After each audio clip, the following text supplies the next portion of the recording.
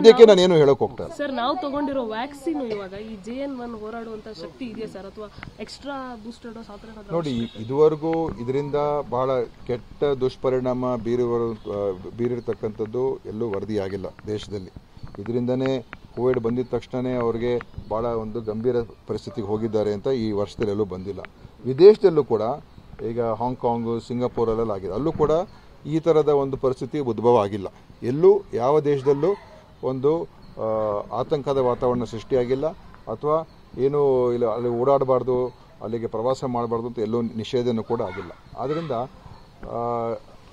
ಪರಿಸ್ಥಿತಿ ಅಂತ ಹೋದ ಸಲ ಏನು ಕೋವಿಡ್, ಮೊದಲನೇ ಕೋವಿಡ್ ಆಮೇಲೆ ಎರಡನೇ ಕೋವಿಡ್ ಬಂತಲ್ಲ, ಆ ಥರದ ಪರಿಸ್ಥಿತಿ ಇವಾಗೇನು ಸದ್ಯಕ್ಕಂತೂ ಕಾಣ್ತಾ ಇಲ್ಲ.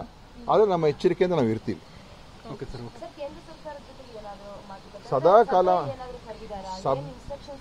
ಸಭೆ ಏನು ಕರೆದಿಲ್ಲ. ಅವರು ನಮ್ಮ ಅಧಿಕಾರಿಗಳು, ಕೇಂದ್ರದ ಅಧಿಕಾರಿಗಳ ಜೊತೆ ಚರ್ಚೆಯಲ್ಲಿ ಇದ್ದಾರೆ. ಅವರು ಕೂಡ ಕೆಲವು ಮಾಹಿತಿಗಳನ್ನು ಕೊಟ್ಟಿದ್ದಾರೆ. ನೀವೆಲ್ಲ ಮಾನಿಟರ್ ಮಾಡ್ತಾ ಇರಿ, ಮತ್ತು ಏನು ಮುನ್ನೆಚ್ಚರಿಕೆ ಕ್ರಮಗಳನ್ನು ಈಗಾಗಲೇ ನಾವು ಏನು ಹೇಳಿದ್ದೇವೆ ಅಷ್ಟಕ್ಕೆ ಸಾಕೀಗ. ಬೇರೆ ಇನ್ನೇನು ವಿಶೇಷವಾದ ಕ್ರಮ ಸದ್ಯಕ್ಕೆ ತಗೊಳ್ಳೋದು ಬೇಡ.